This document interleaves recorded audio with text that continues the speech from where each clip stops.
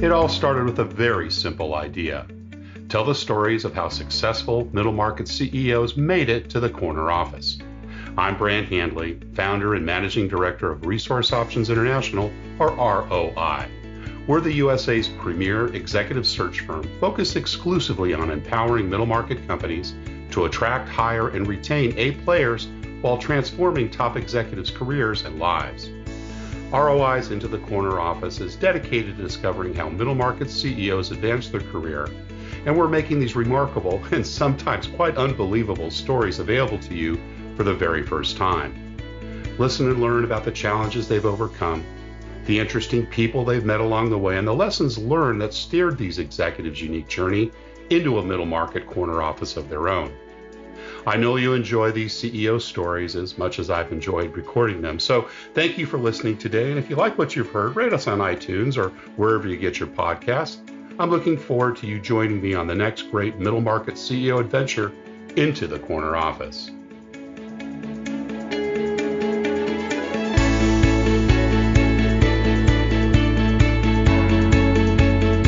My guest today is Paul Blanco, founder and CEO of Barnum Financial Group.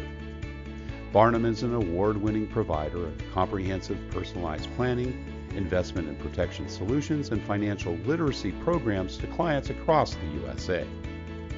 Throughout his career, Paul has been a tireless advocate for his firm and the communities it serves. He began his career at MetLife as a financial services representative back in 1991, and in just 2 years, he moved into management, taking over a 7-person MetLife office in Trumbull, Connecticut. Today, Barnum has over 20 offices in Connecticut, New York, New Jersey, Massachusetts, and Rhode Island, and he has worked at Barnum for his entire career. Paul is passionate in his belief that having well-trained and credentialed professionals providing personal financial advice and strategies can have a major impact on the lives of individuals and their families. And Paul shares his Dadisms with all that will listen as part of that training. Paul Blanco, welcome into the corner office. Thanks, Brent. Pleasure to be here today. Oh, great to have you here. Great to have somebody who's just down the road. I'm recording this up in New Haven at my place, and I know you're down in Shelton today. And we've got so many different CEOs across the country. It's great to be able to have someone I can talk to, and the weather's the same outside. Yeah, right. And Paul is certainly. Follows it here, has it? Yes, and it actually a little dark here right now, so I'll be interested to see what the day handles. But I had a business lunch and dinner yesterday, and both of them I ended up having outside because it was so nice. It was nice, yeah. I ate down in Milford last night. It was gorgeous, and it's just amazing. One of the things I love about being a West Coaster, one of the things I love about the East Coast is those change of seasons. September 22nd, it was like you flipped a switch. Right? Yes. All of a sudden it was fall, and people are complaining, and the summer's gone. I'm saying, come on, the fall is one of the best times of year here. So, well, listen, want to hear a little bit about you, and of course, learn a lot about Barnum Financial. But let's start with you in the early years. Tell us a little bit about early family life, where you grew up, what mom and dad did. Yeah, sure. So, born and raised in Brooklyn, New York. Couldn't tell by the accent, Paul. It mostly comes out when I get really excited. So, but born and raised in Brooklyn, one of two. I have a brother who's actually in the business. He's an advisor here at Barnum, and awesome. I'll probably touch on that story, I'm sure, at some point. Younger brother, older brother? Younger through the interview. Yeah. But born and raised in Brooklyn, grew up, mom and dad. Dad was by far my best friend. Cool. Mom was probably the person I leaned on the most for everything. Yeah. I would say that my dad drove a concrete truck for most of his life. Blue collar. Got disabled when he was like 39 years old with an aneurysm. So he just did odd end jobs after that. Mom worked 2-3 jobs her whole life to make sure that she could secure. Yeah. You got it. They live to give their children an opportunity to have a better life than them. Wow, American dream. Love yes. It. Great. And Brooklyn, your whole life, grew up with school there and so forth. I went to Catholic school my whole life. Right. I would say that I was a kid that loved being in a neighborhood, hundreds of kids on the street. Played all kinds of sports growing up as Stickball. a kid. Stickball, wiffle ball, manhunt, football, so many great things. Doesn't sound like a lot of time for studies. How was your schoolwork? No, not good. I knew you were going to go there, but it's interesting. Got my degree, ended up going to St. Francis College, played 4 years cool. Division I baseball. Awesome. Got my degree in business, but people always say, "What did you major in?" And I said baseball, but was a good high school athlete in, two sports, baseball and football. Yeah. And I actually think that when you think of those formative years of your life, my dad and lots of coaches really helped shape me to the person I was with the drive and the discipline, and I think athletics played a massive part of my life with that. What were some of the earlier memories from Dad? The hard work and so forth, his work ethic. Yeah, so him personally, he got up ultra early, went to work. I was an early bird. I'm still an early bird. So I used to see him off in the morning. Wow. The best thing was that I get, and as you become a parent, I have 3 children of my own, Right. but my dad would go out at 5:30 in the morning. He would get home at, say, 3, and I'd be waiting on the front stoop of the house with a bucket of baseballs and say, let's go to the catch. Yeah. Right? No, we would go to the park. Oh, and go hit. Yeah. And I would hit, and then we'd pick up the 50 balls and do it again. And the guy hasn't sat down, he hadn't eaten, but he never said no. And that was really, a great lesson that he, that was his thing. And then the drives to the game, he was very wise. So a lot of I call them Dadisms. I use them every day with my people. And shares a couple. Yeah, so I just think that those are great times. Yeah. What were some of the Dadisms that you remember most? If any particular sayings? So I'll give you a couple of quick ones. So one was I was short, and I'm 5'8" on a good day, and when I played sports, it was running backs. I was a running back. We're 6'1", 6'2". The Eric Dickersons and the Herschel Walkers and the Marcus Allens. Today I'm the prototypical running back body, right? 5'8", 195, and then I played center field, same thing. And he would always say, everyone puts their pants on the same way, one leg at a time, right? Or he would say that, while everyone's sleeping, if you're working, you'll just continue to get better. Or I love this one, I was probably like maybe 15, and I played double headers every Saturday and Sunday, and all my friends are going to the beach. And, I'm a good high school player already. And I'm like, maybe I'm just going to play on Sundays this summer. And he said, no problem. He said, if that's what you want to do. Yeah. But then he told me the story about when you hit a peak, the only thing that's next is a valley. And, he said, you might just work on, getting a better lead and a better jump on a steal or bunting. And, you'll be a better high school player, and that will get you to All City. And I'm like, I guess I'm not going to go to I guess I'm not going to the beach. That's sound advice, right? But I think that as a parent, there was nothing that he wouldn't say, and his sarcasm, which I ended up carrying into my life, was amazing. Meaning, and remember though, Brent, some people don't handle that well. You have to know your audience. Yeah, and that's right. I think that the one thing that he did was he didn't care who his audience was. So you either had to love it or not. As I learned later, I had a coach that I played for that helped me a lot with business. Was, if you know everyone's MO, you then could be sarcastic, but in a different way to each person, or lead them a different way. And my dad didn't get that, Yeah. The sensitivities, Yes. That's so important. What about entrepreneurial things? We'll talk about Barnum, in a minute, and the incredible job you've done there. But in the early days, did you have the paper route? Did you do the odd jobs around town for spending money? Any entrepreneurial tendencies early on? Yeah. So yes and no.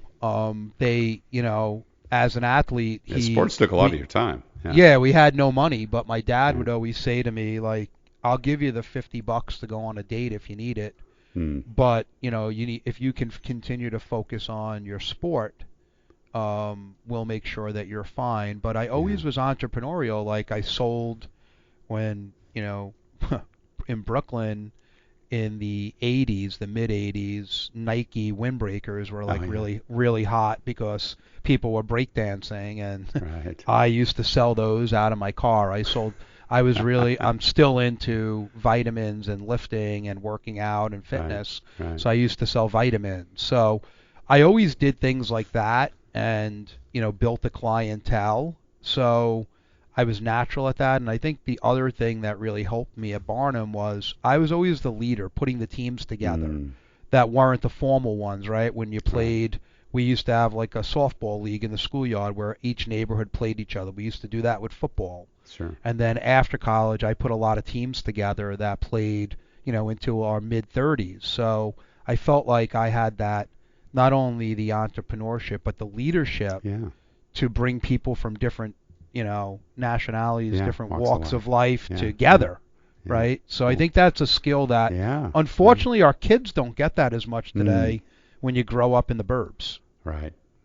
Yeah, well, team sports is an incredible way to teach good leadership. I've told you, so many of the CEOs that I've had, on the show have demonstrated that early on, and some of their earliest lessons in leadership came from, some of the sports experiences. What about you? Are there any leadership lessons you can draw back to those early sporting days?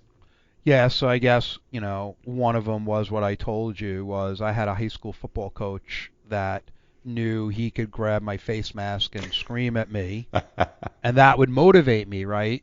Right. And then the other guy that played running back with me, he had to coddle him more. So you use different styles. Yeah, but it took me a little later on to realize, wow, that's the same thing you do in business with your best performers, knowing that, right? Yeah.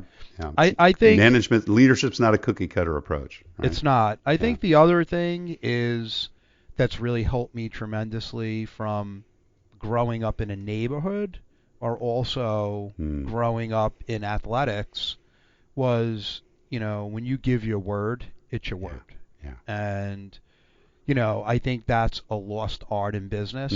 I remember early in my career, we would bring someone on and it was a little informal, right? And what we found was some of the other some of them had bad experiences in the past. So we obviously started doing everything with documentation, and I said, but we never changed our word. Right. The other thing is, the other thing I think that I learned is you have to bring it. And it's another dadism. I don't know. Do you know who and I don't know if the story is exact, but it's the way he told it to me. Do you know who Wally Pipp is? Sure. So my dad always used to tell me a story like, you twist your knee or you're not feeling good today, and he's like, well, you don't want to be like Wally Pipp. And I say, who the hell's Wally Pipp? And he's like, well, that's right. No one knows who he was because Lou Gehrig went in and the guy never played again. So that was a lesson where, every day in life, you have to bring it. Yeah, and keep yourself healthy, be ready, be fit, be ready to go. In sports and in business. And in business. So I think those were some of the cool things that you learn through the way. Well, you went on to St. Francis College. Yes. I'm assuming mom and dad didn't go to college. Dad most likely not. Did yes. Mom? And was it a foregone conclusion that you would go on to college? Was that something that you chose? Were you encouraged to do so? No, I think that I don't remember internalizing it, but I just remember that was like, I don't think they really gave us a choice, but I don't think they ever said you have to go. I think it was just kind of what we did, right? Well, it's the American way, right? Giving you a better life, and going to college was something that was important. And St. Francis, I'm assuming a Jesuit Catholic college? Catholic college, okay, yes. Got it. And was that kind of a natural choice for you? How did you go around or decide? No, so what ended up happening was, long story short, as I said, I was a football, baseball player, Yeah, right. and the only college that would take care of me on the baseball side and let me play football was Wagner College in Staten Okay. Island, Yeah. Division I baseball, Division III football. Hmm. But what ends up happening is the athletic director and the baseball coach are no longer there in June, and I start in August, and the new baseball coach says you have to play fall baseball. Oh. So hence football career ends pretty quickly. Yeah. I end up playing at Wagner for 2 years, train and work out with the football team every day because on my weight program, Sure. and so I couldn't handle it anymore, and that was why I ended up at St. Francis. St. Francis. Yeah. Great. And what was the first job you took outside college?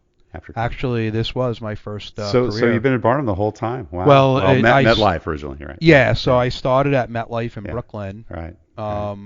And tell us about that decision. I mean, insurance is a very interesting industry. You do a lot of recruiting in it. It tends to be an industry where people grow up in it, right? Yep. I know that when I worked for other clients on both coasts, it was always, Brant, we've tried to bring people in from other industries, but it just doesn't work. And there's so much knowledge that has to come along with it. Was it a natural choice for you? Was it someone you met? Tell us how you chose the insurance direction. So no, it wasn't a natural choice. So I graduate after going to summer school, still playing, like a semi-pro level of baseball, right. And September rolls around and I'm not looking for a job. My mom doesn't really give me a hard time. September, October, maybe October, she starts like, all right, it's not about just working out, playing baseball, and dating. So you need to get your stuff together here, buddy. And I always wanted to be an entrepreneur. And the funny story is, I had only been to Connecticut once or twice in my life, even though it's so close. I wanted to open a franchise. And one thing I learned in college was, if you think about conceptually what a franchise is they've taken proven strategies and tactics to be profitable. Yeah. So and you actually pay for that, right? And you can still run a business. So I had no money.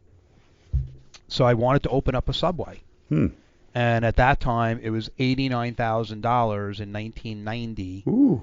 To open up a Subway. There was no Subways in Brooklyn, and I remember sending a packet out to where you went for dinner last night, Milford, Connecticut, and I got the packet and contemplating that. At the same time, as I said earlier, my mom was working a bunch of jobs, and she had went to Jenny Craig Weight Loss Center, and she was never really heavy, but she wanted to lose a few pounds and had a great experience. She ended up becoming a counselor there.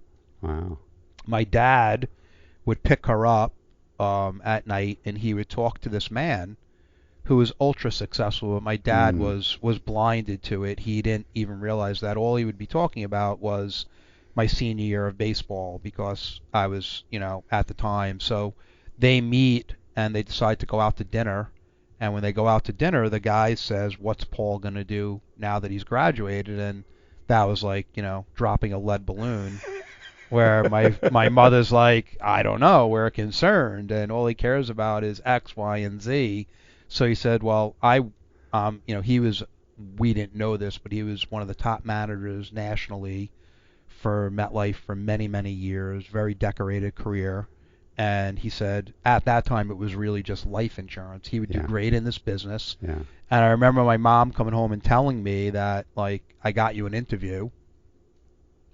To his credit, we send a resume, and he sends it to a firm down the street from him, which the guy's about 26, 27. Maybe he's probably like 5 years older. So he's like 26, 27. He calls me. I go in for the interview. And what really attracted me was it was a franchise. Basically, you had to get a car and some suits, and you were in business. You had a great brand name behind you in MetLife. Yeah. Right. And it was unlimited income. It was, as an athlete, what you put in, you get out. and that was attractive to me. Yeah, And yeah. he was young. He asked me, we always debate this. He said, "Where do you want to be in 5 years?" Right. Which is a big interview question that people would ask. And I said, "How long did it take you to get to that seat?" Because he looked like the sharpest person there. Certainly the best dressed. Yeah, so he said it took 3 years, but he made an interesting point. He said, I'm in a special program called the MET, Huh. which was for having your master's in leadership. Hmm. So I said, well, I'm not going back for my master's, but whatever I have to do, I'll do double. You tell me. Yeah. And sure enough, after being pretty successful in the first year, making like their club. And here's an interesting point too that I want to make sure I hit. At that time, this industry, or that industry at that time, because we're very different today, Yeah. but they weren't hiring kids off the campus. No. They really wanted people that had, 2 kids, 2 car well payments, established. and a lot of debt, but also had a network, and they thought it was going to force you to work. Interesting. Huh. I think that's not good, because I Yeah. think that puts undue pressure on someone. Right. And I never felt like I had to make money. I felt like I wanted to be successful. Yeah. So I do that, and then after 9 months, I become like an assistant, and really it was nothing. They gave me $50 a week to go out and recruit all my friends that played Division I baseball and were athletes, right?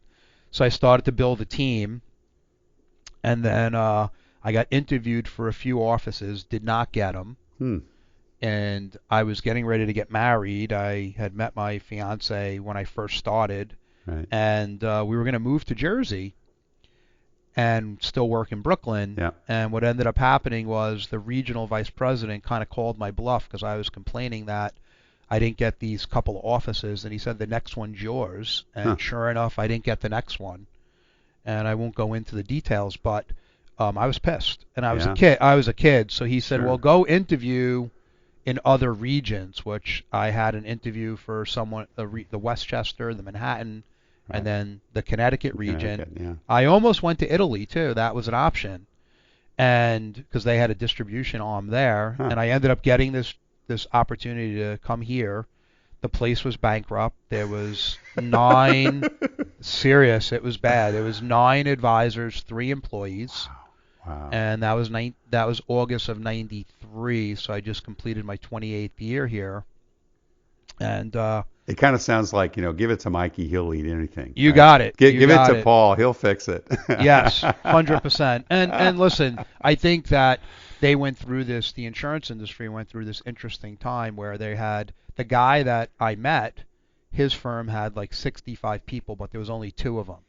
Yeah. And the rest of the firms throughout the country were like 10 or 12. They had decentralized. Wow. And then, over time it went the other way. But, came up here and had a vision and, cared about people and created a family and a culture. And it's just been layering, 20, 30, 40% growth on top of each other year after year. Now, we talked a little bit about the name. It was something that you chose, but yes. P.T. Barnum has a big history in Connecticut. How did you come around to naming it Barnum Financial?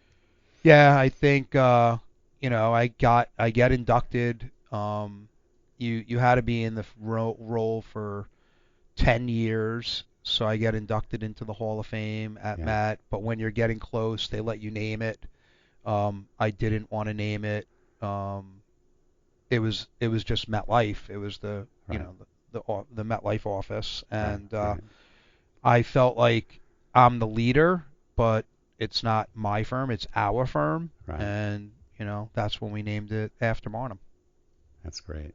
Yeah. And so that was after about 10 years. So you operated as MetLife for that first 10 years then? Yes. Yeah, cool. And then it became Barnum Financial, an office of MetLife. Right. And then, hence now it's just Barnum Financial. Yeah. And I assume this is the first time you started managing people, right? You took over that office, and boy, that must have been kind of tough. It's kind of like picking up a team that's been in the cellar for, a decade or two. It was.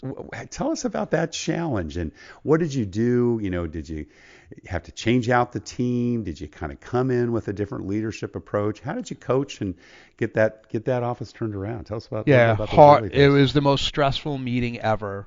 So they have like a little lunch at the Trumbull Marriott for me with the 12 people there. Average age is probably 47, 48. Here I am. Long time. Yeah. I'm a kid, right? 24-year-old coming up. Yeah, 25. I was 25, so yeah. I walk in that room and, man of a little words, just like, I have this great vision. Let's get back to the office and get to work. I look forward to working with all of you. And then once I got here, I was in my element. Like, it almost was, I needed to get on the field, right? Yeah, and then leading, and there's one advisor still here from then. Really? He was 25. So he was a kid. He came in when he was like 19. Yeah. But the rest of the people, it was bankrupt, so they weren't great producers. Right. So it was, you learn when you're in, and hence the job you have and the role you have is you can recruit yourself out of anything, right? Sure. So it was really just, giving those people all the development they could get, but also building around them. Yeah, right. And having them ultimately make their choices, but you got it. Building out that new team. Yeah. Wow. Incredible. And going along with that, of course, is building a culture. Now, there was a MetLife culture there before. Did you kind of carry that over? I mean, you hadn't worked for the company that long. How did you kind of instill and what is kind of the unusual or uniqueness about Barnum Financial today from a cultural standpoint? Yeah. So the first thing, as I started to say earlier, I started with Met in March, and I met my wife in January prior to that, and she's like, would you take this test and get this role already? And we were just dating for a couple of months, and so when we get up here together, she took a big shot moving to a state where she didn't know anyone. We were going to move to where all her friends lived. Now, she was from New Jersey, or she was from Brooklyn? She was from Brooklyn as well. Everyone in Brooklyn, what ends up happening is if you're doing pretty good, you skip Staten Island and go to Jersey where the trees are, right?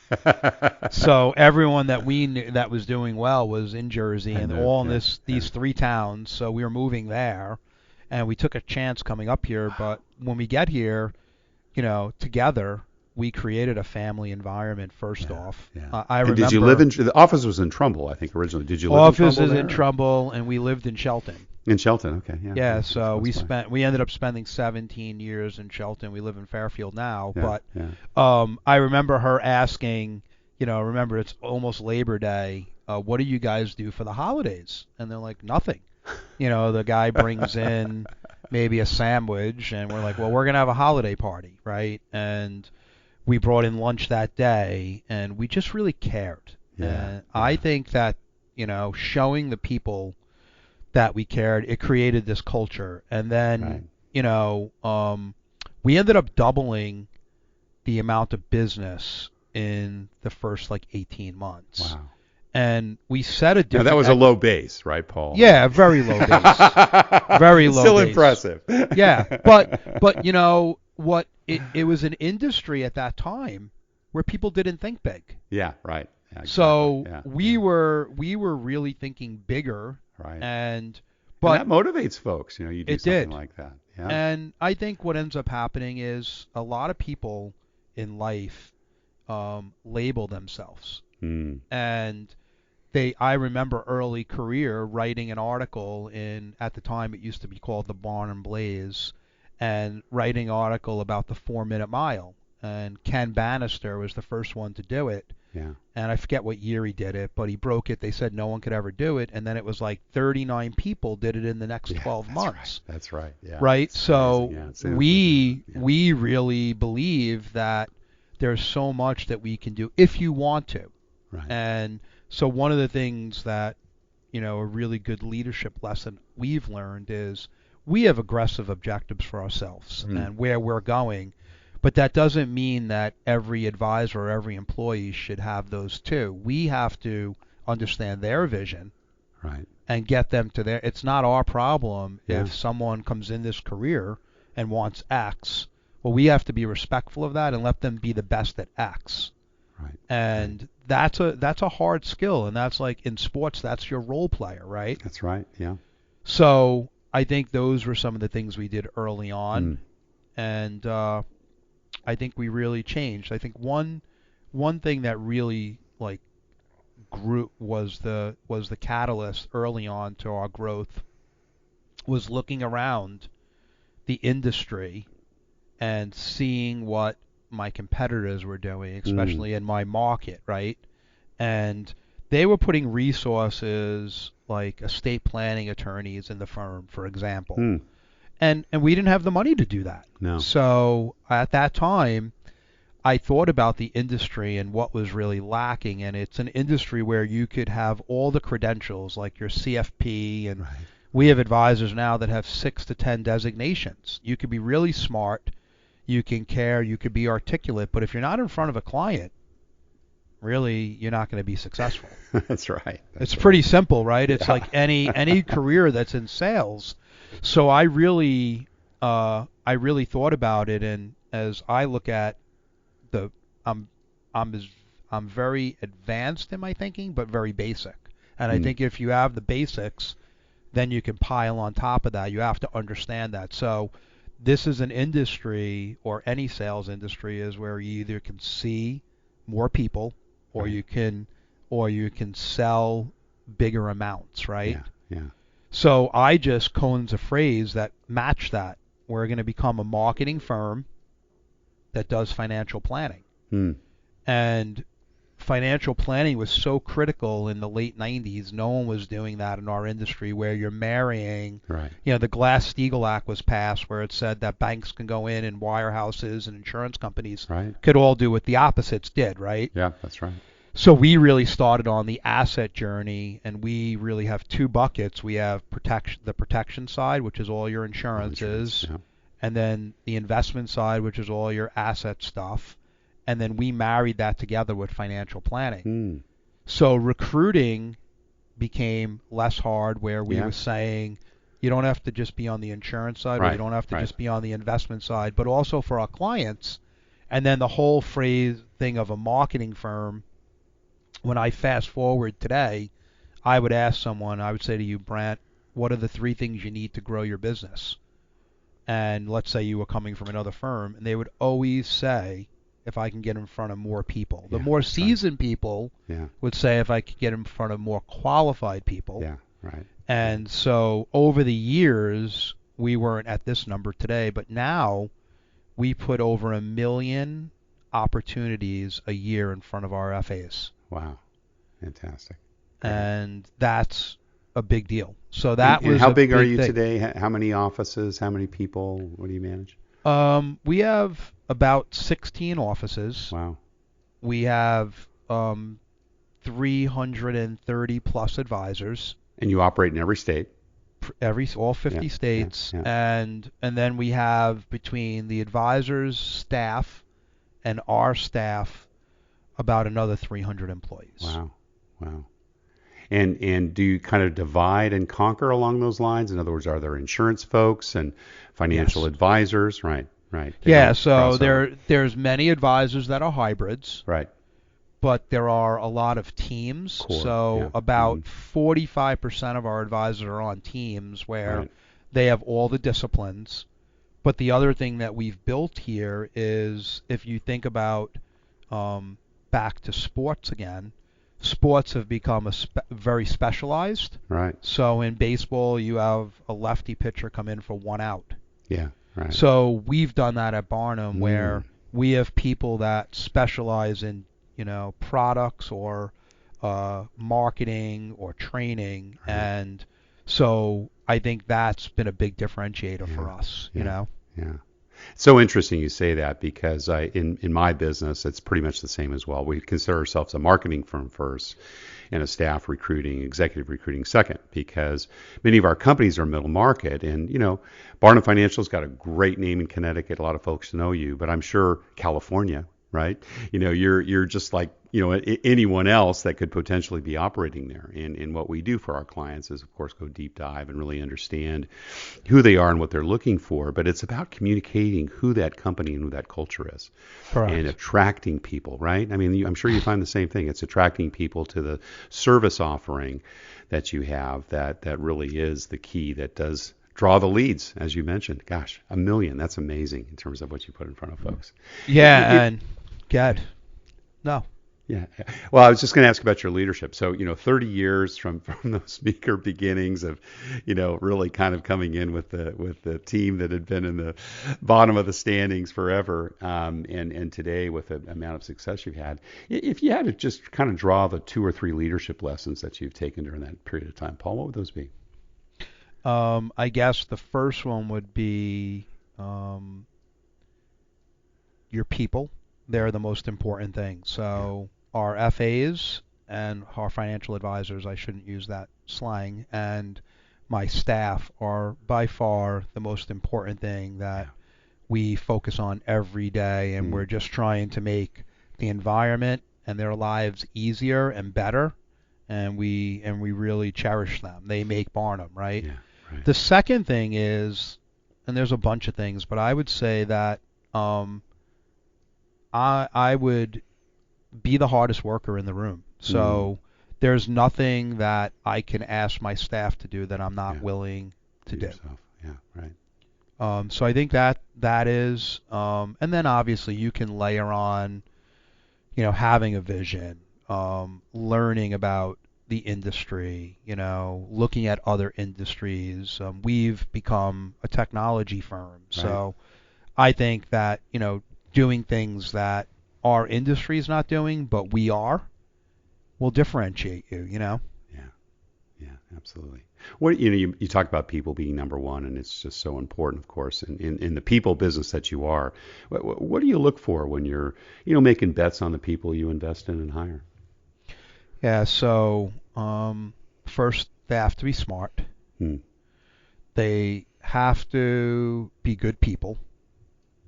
Integrity is important in this business. So important. Do you do credit checks and stuff? I mean, how do you get around that? Because it's so easy to misrepresent that. Unfortunately, we do all of those things. Yeah. We do so many things. In fact, on our advisors coming on board, before they even get on board, after they're getting through their licenses and everything, with the veterans or the people that are married, we do spousal interviews as well. Wow, cool. Yes, and for the kids that are coming off the campus that are not married, we're meeting with the parents. Wow. And then they also go to through a selection process where it's a group interview at the end with 5 people. Wow. So we try to do our best, and obviously you make mistakes, but we try to get off those risks as fast as we can. Yep. But I also think that it's important that you give them the right expectations when they get here, and you tell them what it takes to be successful, and then you continue to help develop them. Yeah, fantastic. You're such a rare breed, Paul. I mean, today to find someone who's literally been with the same company for his entire career is very rare. Yes. And it's honorable, and I love it. I love to hear about it. And there's a lot of folks out there that will say, oh well, it can hurt my earning power, et cetera, et cetera. What do you think has really been the key for you that's just kept you at it for as long as you've had? I'm sure there's been other opportunities, right? There's been other people guys like me, right, that probably would have tried to pull you away and send you elsewhere. What is it that kept you there? I think that another dadism, and my wife just continues to stay on this, and she believes the same thing that he taught me. He would say, remember, if the minute you stop believing your own press clippings, it's over. That's true. Right? Humility. And yes, and she'll say, I help you with that. Right? But keeps you humble, right? Yeah, Mindy's half joking, but when it's all said and done, I think just understanding. So when I get in the car each day and drive to the office, or I go into my office at home now, right? I think that I've never changed the philosophy of, Paul, you were hired by ABC consulting firm to look at Barnum each day. And then at the end of the day, I say, did I earn my keep? So what I'm trying to do each day is making the place better. And, someone told me this years ago, they said, the grass is greener where you water it. That's so true. Right? Yeah. And I do feel that, and obviously there's probably some reasons that it does make sense, but I feel the younger generation today, they bounce around a little bit too much. And I think if you're good at communicating and the company that you're with, understands where you want to go and your value, and you communicate that to them if they're not, I think you can usually work through a lot of those things. Yeah. But I don't think people do that. Unfortunately, I have a 24-year-old daughter that's in the business. She's an advisor on one of our teams in Westchester. Right. And I have another daughter that just is 22 that just took her first career in the fashion industry. Huh. But they got the same values. Yeah. And, Yeah. I have a son that's in college right now. He's a sophomore at Fairfield U, but I'm pretty certain he'll come into the business here too as an advisor. But they understand that. And so I hope that people do change with that, especially now, right? It's what are they calling it? The Great Resignation, where So I think it's the great opportunity. We've been able to find some amazing talent on both the staff and the advisor time right now. Right. And the minute companies let their guard down and don't treat people well is when they do leave. And I guess that's just, right? Yeah, absolutely. Well, Paul, we're almost at the end of our podcast here. Thank you so much for your time, but we always have one last question we ask everyone. And, that kind of what career and life advice would you give to someone that maybe has their eyes on the corner office in their current company, or maybe thinks someday they may be able to go and found something like yourself? What would you tell them in terms of how to evaluate that and, what to do next? It's interesting. So, as a kid, we talked about, you brought up stickball, right? Yeah. If you think about playing stickball or wiffle ball, if you got up at the plate and you're a kid and it's always the bottom of the ninth, there's always two outs. Bases, or if I say this, most adults that played any baseball will continue to fill my things, right? It's bases loaded. Yep. You're down by 3 runs. It's the bottom of the ninth. It's two outs, right? What's the count? It's 3-2. And, I could see myself. I have my arm up right now like I'm ready to swing, and you hit it over the fence. You throw your helmet. You round the bases. Everyone piles on you, and you just won the World Series. And I think I would call that dreaming big, right? Yeah. I think what happens is when we're kids, we all do that. As we become adults, people forget why they went into the business or what their goals were. So my biggest thing I would say is I believe you can have anything you want if you put your mind to it, right? Back to everyone puts their pants on the same way. That's now, right. Yeah. you might have to take a different path or veer a different way. You might not be able to go the same way I went because times are different. Right. But I do believe that if you continue to dream big and then you have execution behind it, anything is possible. And unfortunately, I think people label themselves and they get labeled and they forget why what they're trying to do from a career standpoint, even with their children and their wives. And I think we find ourselves getting into ruts where you have to get better every day in all aspects of life. Yeah. And work with what you got. I love it. Yes. So, well, Paul Blanco, founder and CEO at Barnum Financial Group, thank you so very much for sharing your journey into the corner office. Same here. Thanks, Brant. Thank you for listening to Into the Corner Office with Brant Hanley. We hope you enjoyed hearing our guest CEO story as much as we did. If you want to hear more CEOs reveal their journey into the corner office, please subscribe via iTunes and tell your friends and colleagues. For more information about Brant, Resource Options International, and the mighty middle market, visit www.goforroi.com. We look forward to having you join us for our next episode.